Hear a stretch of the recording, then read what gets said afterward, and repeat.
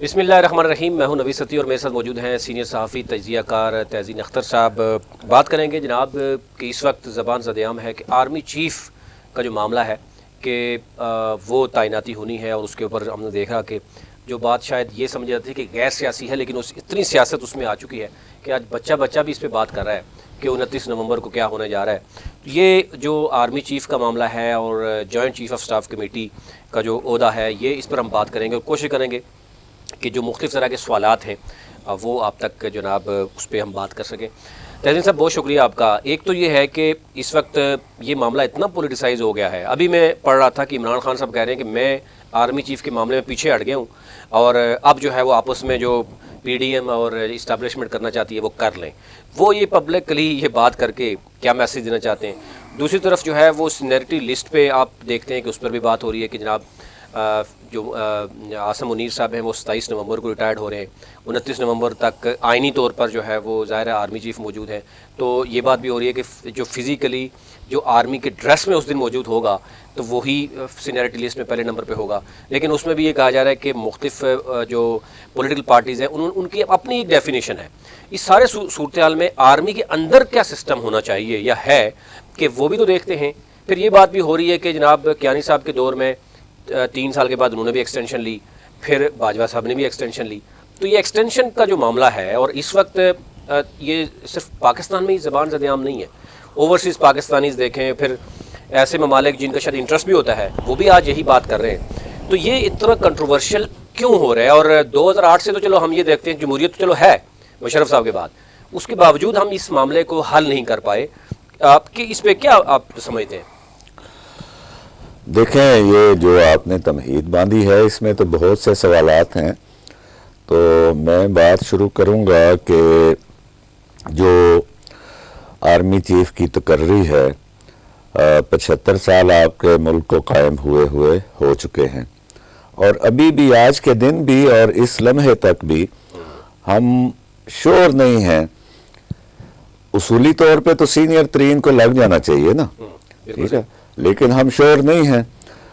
پاکستان کو جو اصل نقصان پہنچایا ہے، بہت زیادہ جو ڈیمیج کیا ہے، وہ اپنا بندہ لاؤ پالیسی ہے. بدقسمتی یہ ہے کہ جب یہ ابھی تک یہ بھی کہا جاتا ہے کہ پاکستان میں اگر کچھ ادارے بچے ہوئے ہیں تو ان میں ایک آرمی بھی ہے، اور آرمی نمبر 1 ہے ان میں، جس میں ایک ڈسپلن اور ایک نظام ہے.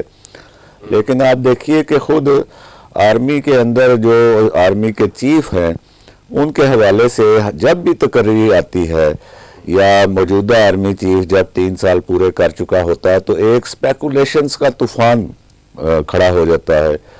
اور میڈیا میں بھی آپ دیکھیں تو ایک ٹی وی چینل کے اگر ایک دن میں ایک رات میں 4 شو ہیں تو وہ چاروں شو ہی اسی پہ ہو رہے ہیں. آج بات یہ ہو رہی ہے کہ کیا پی ڈی ایم جیتے گی، نواز شریف اپنا لگانے میں کامیاب ہو جائیں گے، اسٹیبلشمنٹ ہو جائے گی، عمران خان جیت جائے گا. یہ جو معاملات ہیں، یہ بات جو ہے یہ بالکل آپ کی ٹھیک ہے کہ ایک نظام ہمیں ایک پروسیجر، ایک طریقہ طے کر لینا چاہیے تھا. اور آپ کو یاد ہے کہ 19 اگست 2019 کو جب باجوہ صاحب کی ایکسٹینشن کی جا رہی تھی تو اس وقت کتنے معاملات خراب ہوئے. اور آپ دنیا کو بتا رہے ہیں کہ ہمارے حساس ترین جو ادارہ ہے اس میں ابھی تک فول پروف نظام کوئی نہیں ہے. تو اصولی طور پر یہی ہوتا ہے کہ تین نام دیے جاتے ہیں موجودہ آرمی چیف کی طرف سے، اور ظاہر ہے وہ بھی اپنے جو سینئر ساتھی ہوتے ہیں ان سے ڈسکس کر کے وہ فارورڈ کرتا ہے سیکٹری ڈیفنس کو، کیونکہ آرمی چیف انڈر ہوتا ہے سیکٹری ڈیفنس کے، اور سیکٹری ڈیفنس بطور حکومتی نمائندہ وہ پھر وزیر اعظم کے پاس بھیجتا ہے نام، اور ان میں سے ایک وہ پک کرتے ہیں. میرے خیال میں یہ پروسیس بھی اب ختم ہو جانا چاہیے. جو سینئر موسٹ ہے وزیر اعظم کو اس کا اعلان کر دینا چاہیے. صحیح، جیسے جوڈیشری میں ہوا ہے. پہلے آپ دیکھتے ہیں سپریم کورٹ میں بھی یہ معاملہ چلتے تھے، تو پھر یہ خاموشی ہو گئی. گزشتہ کئی برسوں سے آپ دیکھتے ہیں کہ جو بھی سپریم کورٹ میں سینئر ہوتا ہے وہ چیف بن جاتا ہے. تو شاید اب وہ اس لیے زیر بحث نہیں آتا. جی بالکل ایسے ہے، باقی سارے اداروں میں ایسے ہے نا. جو سینئر ہے وہ سب کو پتا ہے کہ وہ اس کی اپوائنٹمنٹ ہوگی یا اس کی ترقی ہوگی. تو ہمارے ہاں یہ جو ایک ایکسٹینشن کلچر ہے اور دوسرا ایمبیگوٹی ہے جو بہت حساس عہدے کے اوپر جو تقرری ہے وہ ہمیشہ مبہم ہوتی رہتی ہے. اب اس ابہام میں ہماری جو کھلی اڑتی ہے اندرون ملک اور بیرون ملک، اور آپ نے جو بات کی بیرون ملک کی، اس میں صرف اوورسیز پاکستانی نہیں ہیں، چونکہ ہمارا انٹریکشن ہے تمام یہاں پہ جو مین سٹریم فارن مشنز ہیں وہ بھی اس حوالے سے حساس ہیں. اچھا، ان کی حساسیت جو ہے وہ اس لیے ہے کہ آرمی چیف کا پاکستان میں اتنا بڑا کردار ہے سیاسی استحکام میں، امن کے قیام میں اور جو حکومت کے دوام میں. تو وہ اس لیے جو فارن مشنز ہیں، مطلب اب جاپان کی میں مثال دیتا ہوں، جاپان کی اتنی بڑی سرمایہ کاری ہے یہاں پہ، سعودی عرب ہے، یورپی ممالک ہیں دیگر، جرمنی ہے، سب سے بڑا ٹریڈ پارٹنر ہے آپ کا یورپ میں. تو یہ ملک اس حوالے سے بڑے حساس ہوتے ہیں کہ کون بندہ آ رہا ہے، اور وہ بندہ جو ہے وہ یہاں پہ سیاسی استحکام اور امن و امان اور سرحدوں پہ جو سٹیبلٹی ہے وہ قائم رکھ سکے گا، یا ایسا تو نہیں ہوگا کہ سیٹ کی دوڑ میں.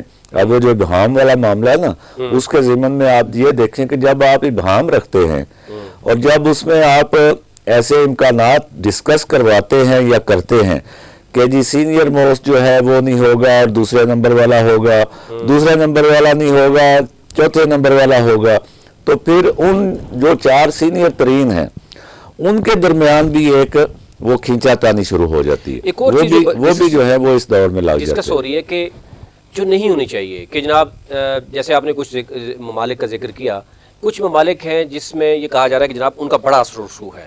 یہ ملک چاہتا ہے کہ 1 نمبر پہ آئے، دوسرا ملک چاہتا ہے چوتھے نمبر والا آئے، چوتھا چاہتا ہے کہ جناب 5ویں والا آئے. پھر ہمارے ہاں پولیٹیکل پارٹیز کا بھی ہے جناب، وہ چاہتا ہے کہ فلانا آئے. امریکہ سعودی عرب 2 ملک ہیں. جی کیا سمجھتے ہیں یہ اس طرح کی معاملات جو ابھی بھی آپ دیکھتے ہیں 2 3 4 ممالک کا ذکر ہو رہا ہے، پھر سوشل میڈیا پہ ایک ہر پولیٹیکل پارٹی، ہر فیکشن کچھ تصاویر لگا کے کچھ لوگوں کو پروموٹ کرنے کی کوشش کرتا ہے. یہ تمام تر صورتحال میں گزشتہ 6 ماہ تو ہو گئے ہیں ہمیں دیکھتے ہوئے، لیکن ایک بات یہ بھی ہو رہی ہے، کیا مزید ایکسٹینشن ہو سکتی ہے یا واقعی اس میں سے اب جو ہے وہ 2 افسران کے نام فائنل آ جائیں گے؟ ایکسٹینشن تو دیکھیں اس میں 2 چیزیں، تو وہ 19 اگست 2019 میں جب عمران خان صاحب بطور وزیر اعظم انہوں نے اپنے سائن سے وہ لیٹر نکال رہے ہیں جو کہ بالکل ہی طریقہ کار نہیں ہے. تو پھر ایک سادہ درخواست لے کے ایک بندہ جاتا ہے سپریم کورٹ. یہاں پہ آپ جانتے ہیں سپریم کورٹ میں بڑے بڑے مقدمے جاتے ہیں وہ ایڈمٹ ہی نہیں کرتے. اتنے حساس موضوع کے اوپر ایک عام بندہ سادہ درخواست لے کے گیا سپریم کورٹ، اور سپریم کورٹ نے کہا لے آؤ نا جی، لے آؤ نا جی، اسی تو انتظار. ٹھیک ہے، فوراً لگ گئی، ریمارکس آنا شروع ہو گئے. انہوں نے کہا جی پھر تو ہمیں بھی ایکسٹینشن ملنی چاہیے. تو یہ ملک کو اتنے بڑے عہدوں پر موجود جو لوگ ہیں، میرے خیال میں انہوں نے اس ملک کو کھلواڑ بنایا ہے اور اس کے اوپر اپنی کھلی خود اڑائی، اپنا مذاق خود بنایا ہے. اور اس کے علاوہ آپ جو حوالہ دے رہے تھے ممالک کا، اب امریکہ کے حوالے سے حمید گل صاحب کا ایک کلپ عام ہے، ٹھیک ہے. اور دوسرا جو ہماری فوج کے اوپر جو اثر و رسوخ ہے وہ سعودی عرب ہے. اس اثر و رسوخ کی سب سے بڑا ثبوت جو ہے وہ یہ ہے کہ جب جنرل پرویز مشرف کے دور میں نواز شریف کو ہائی جیکنگ کیس میں کنوکٹ کر کے پھر فارغ کیا جانے والا تھا طبی طور پہ فزیکلی، تو سعودی عرب کی ثالثی کی وجہ سے ہی مشرف صاحب جو ہیں، ٹھیک ہے، پھر وہ سعودی عرب ہی میں قیام پذیر ہوئے. جنرل چشتی صاحب نے پریس کانفرنس کی، اور ظاہر ہے وہ بہت سینئر ہیں اس وقت، عمر بھی ان کی ماشاءاللہ اس لیول پہ ہیں کہ وہ پریشر پہ تو نہیں آئیں گے نا. آپ جو بھی بات کریں گے یعنی وہ کسی کے اعلیٰ کار بھی نہیں بن سکتے. جو انہوں نے گفتگو کی اور پھر انہوں نے آرمی چیف کا ذکر بھی کیا، گزشتہ جتنے بھی آرمی چیف ہیں ان کا بھی ذکر کیا کہ جناب کیا میرٹ ہوتا ہے اور کیا لگتا ہے کہ وہ انہوں نے اس وقت جو بات کر کے کیا میسج دینے کی کوشش کی ہے. اچھا، انہوں نے اپنی پریس کانفرنس میں گزشتہ آرمی چیفز کا تذکرہ نہیں کیا. البتہ گزشتہ آرمی چیفز کے حوالے سے میرے ساتھ ایک طویل انٹرویو میں جو میں نے 4-5 سیٹنگز میں کیا تھا 2007 میں، اس میں انہوں نے کہا تھا کہ پاکستان میں آنے والے اکثر آرمی چیفز جو ہیں، وہ اکثر جو ہے وہ بھی میں نے احتیاطاً شامل کیا تھا، ویسے ان کا موقف تھا سارے. تو میں نے اپنی وہ سکن بچانے کے لیے وہ سب کو اکثر کر دیا تھا کہ سارے جو بھی میرے اوپر آئے گا میں اس کو کہوں گا نہیں آپ اس میں نہیں، اکثر میں نہیں ہے. تو انہوں نے کہا تھا کہ کوئی آرمی چیف ایسا نہیں آیا جو کہ اچھا جرنیل ہو. صحیح.